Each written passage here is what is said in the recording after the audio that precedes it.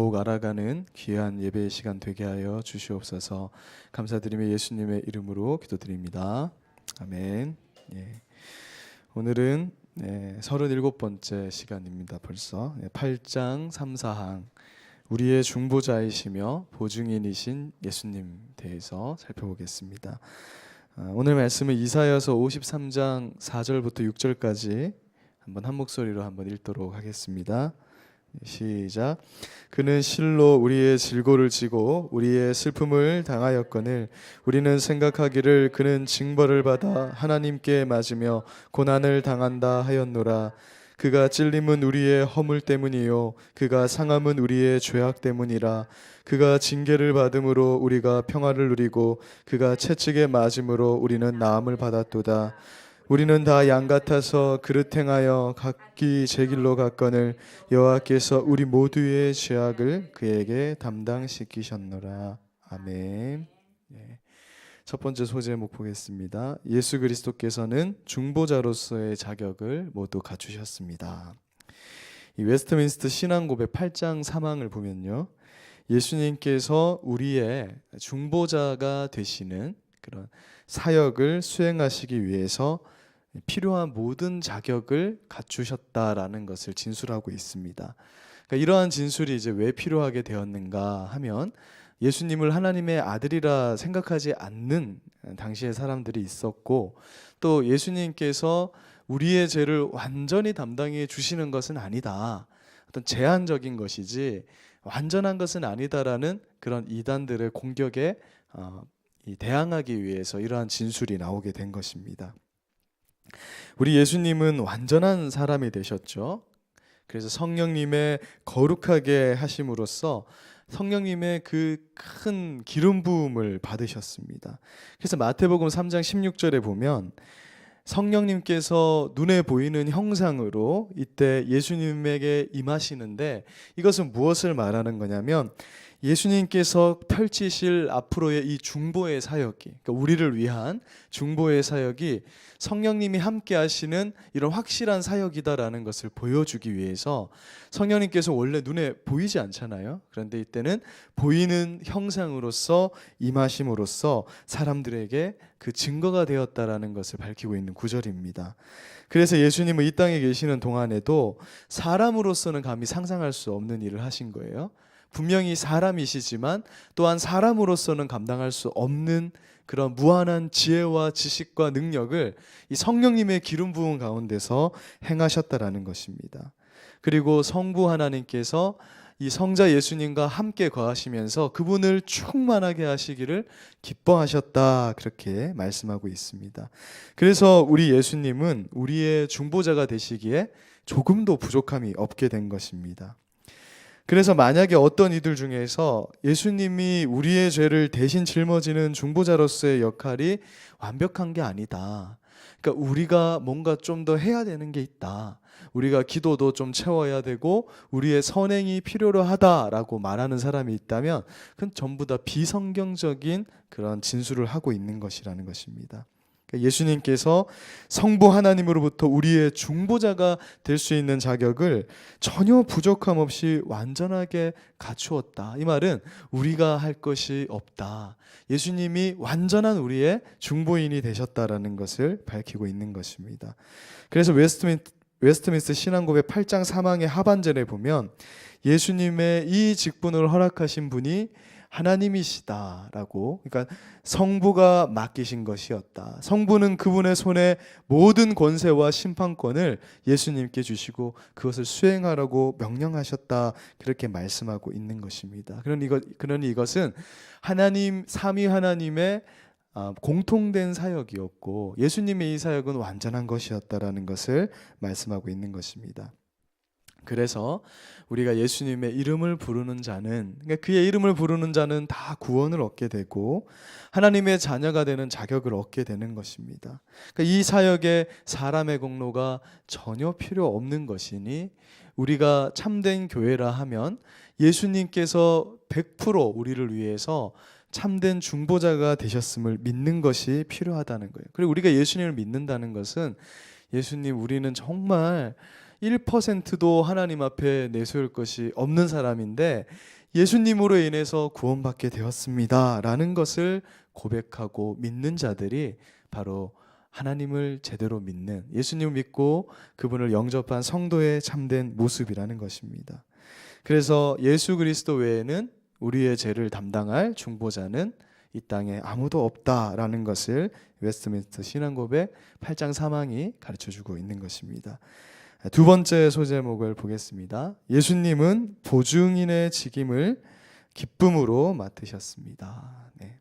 웨스트민스터 신앙고백 8장 4항은 예수님께서 중보자로서의 직임도 기꺼이 맡으셨지만 또한 보증인으로서의 어떤 역할도 감당하셨다라는 것을 말씀하고 있습니다.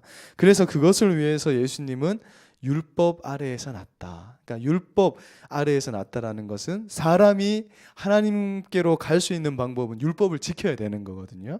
그런데 사람이 그 일을 할 수 없으니 예수님이 사람으로서 율법 아래에 났다는 거예요. 율법을 지켜야 되는 사람으로 태어나셨다라는 거예요. 그리고 그 율법을 완전히 이루셔서 우리를 위한 보증인의 직임까지 감당하셨다라는 것을 말하는 것입니다. 앞서 우리가 이제 중보자가 뭐냐? 그러니까 중보자는 쉽게 생각하면 우리를 위한 변호인이 되는 거예요.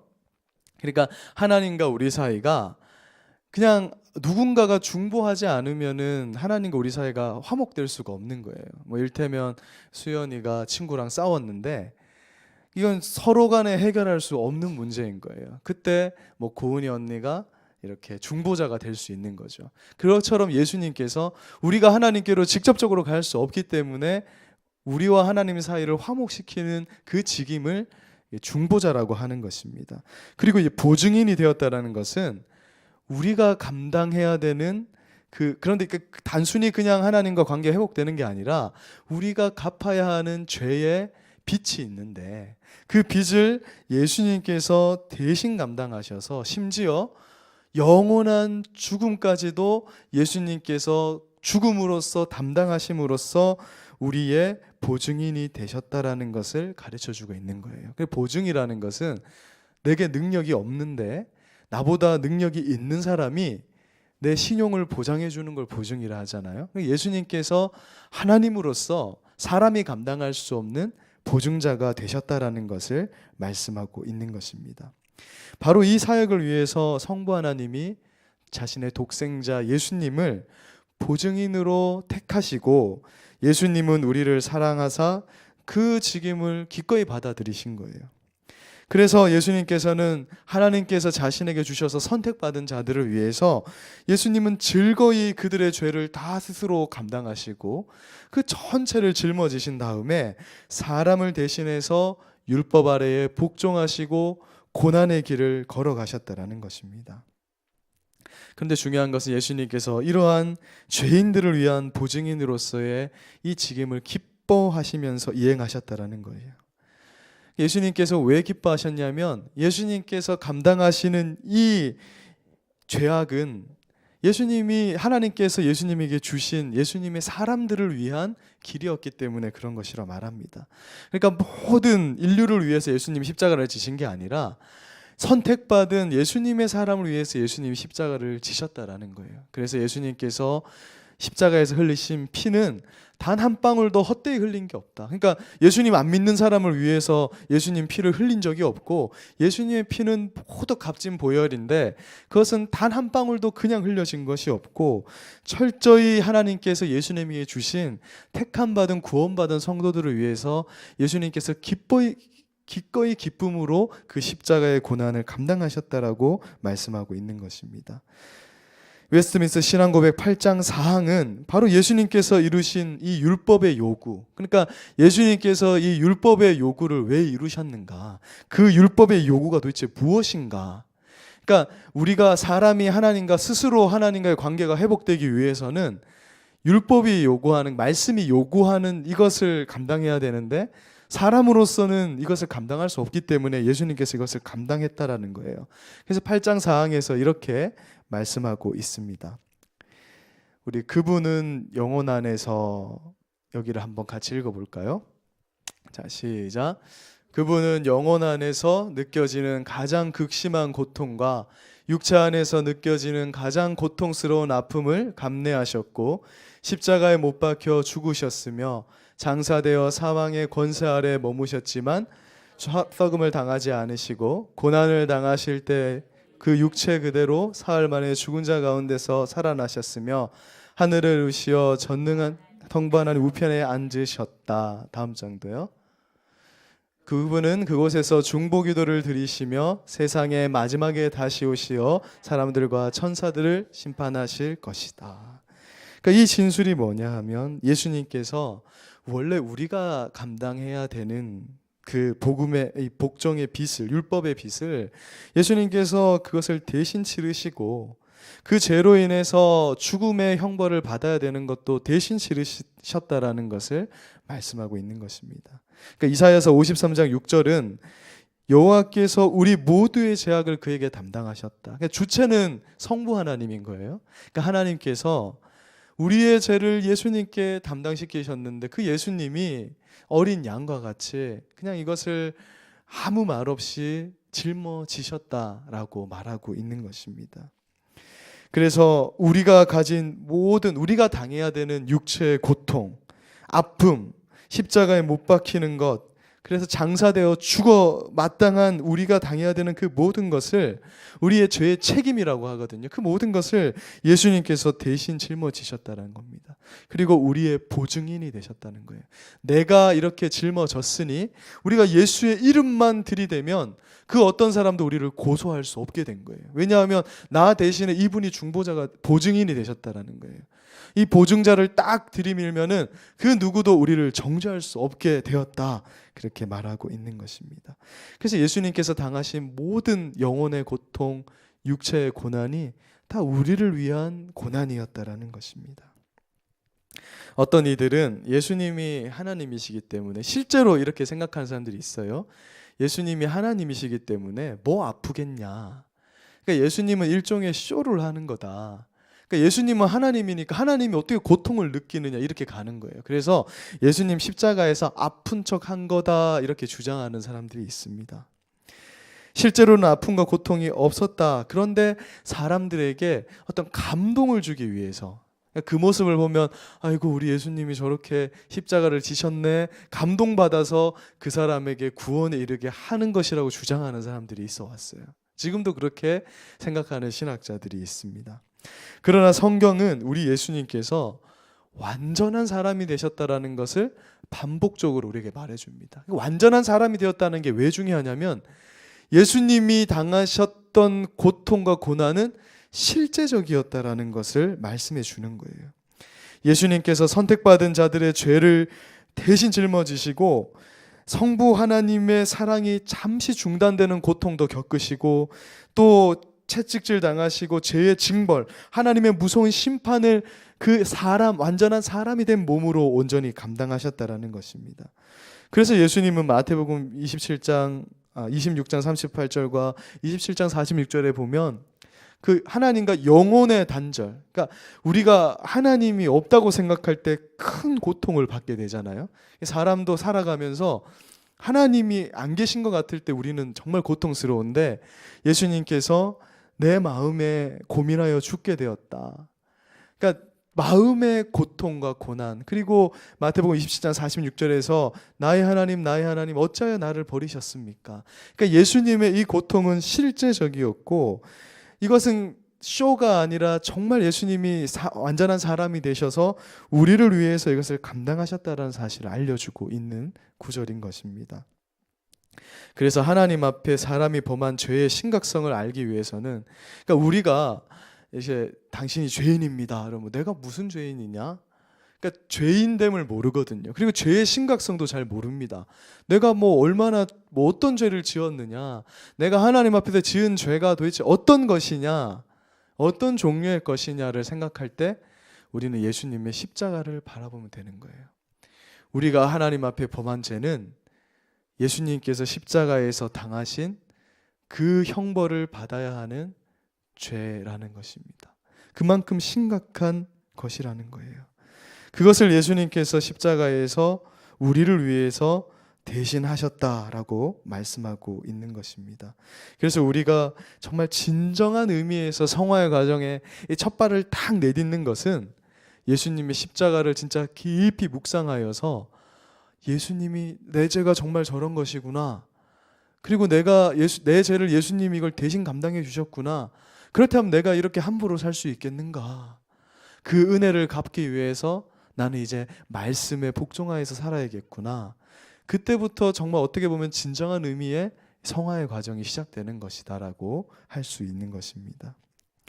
예수님께서 십자가에서 완전히 죽으셨습니다. 이것은 무엇을 말하냐면 우리의 영적이고 육적인 모든 사망의 문제, 죄로 인해서 죽어야 되는 모든 문제가 완전히 해결되었다라는 것을 말하는 거예요. 그래서 마귀는 예수님께서 죽으신 그 이후부터 지금까지 예수님께서 죽으셨다라는 사실을 숨겨버리는 거예요. 예수님은 실제로는 죽지 않았다.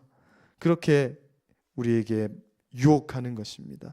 그러나 예수님께서 실제로 우리를 위해서 대신 죽으셨기 때문에 이제 우리의 모든 죄의 문제는 완전히 해결되었다라는 거예요. 예수님의 죽음은 사실 우리가 슬퍼해야 될 것이기도 하지만 어떤 면에서는, 그러나 또한 우리의 죽음의 문제가 완전히 해결된 것임을 알리는 것이기 때문에 사실 우리가 고난 주간에도 예수님의 고난을 묵상은 하지만 그러나 예수님의 그 죽음을 생각할 때 하나님께 기쁨과 소망과 희망을 하나님 앞에 드릴 수 있는 그런 주간이 또한 되는 것입니다.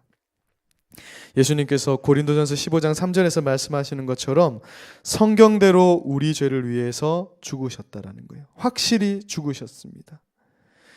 그리고 이것으로 끝난 것이 아니라, 이것으로 끝나버렸다면 예수님을 믿는 우리에게는 그 어떤 소망도 사라졌을 텐데, 예수님은 이 땅에 계시는 동안 수차례 말씀하셨던 것처럼 사흘 만에 부활하셨다.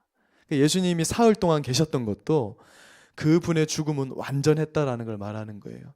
그러니까 예수님의 죽음이 완전히 죽었다. 누가 봐도 하루 만에 갑자기 이렇게 부활하시면 기절했다가 깬 것 아니야 이럴 수 있겠지만 3일 동안 정말 완전히 죽었고, 또한 예수님은 완전한 부활을 하셨는데 그것이 우리의 희망과 소망이 되는 겁니다.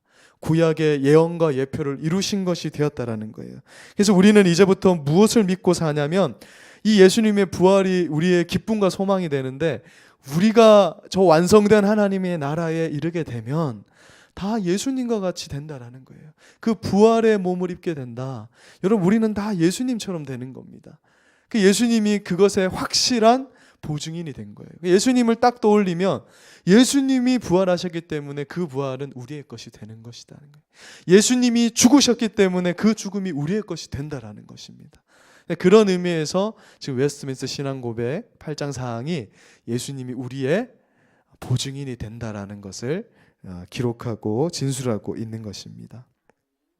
이제 예수님의 부활을 믿는 자들이 우리가 된 것이죠. 이제 예수님은 하늘에 계십니다. 40일 동안 부활하신 몸으로 이 땅에 계시다가 예수님은 이제 하늘에 계신 거예요. 그곳에서 영광을 받고 계시고, 이제 예수님은 그럼 무엇을 하고 계시는가? 바로 우리를 위해서 중보하고 계시는 거예요. 지금도 우리를 위해서 확실한 보증이 되고 계시는 거예요. 우리가 예수님과 한 몸을 이뤘기 때문에 우리는 죽어도 어디로 간다? 예수님이 계신 저 하늘로 가는 것이고, 예수님은 지금도 우리가 기도할 때마다, 우리가 힘들 때마다, 우리가 어려울 때마다 하나님의 우편에서 우리를 위해서 기도하시고, 우리를 위해서 우리를 통치하시고, 우리가 앞으로 거하게 될 우리의 집을 예비하고 계신 분입니다. 그래서 예수님은 내가 이제 저 하늘로 갈 건데 내가 가는 저곳에는 집이 많다. 우리를 위해서 그 집을 다 예비하러 가신다라는 것입니다. 우리는 다 이 땅에서는 혹시 집이 없을지라도 저 하늘에서는 예수님이 우리를 위해서 다 거처를 마련해 두신다. 이것을 우리가 어떻게 믿느냐?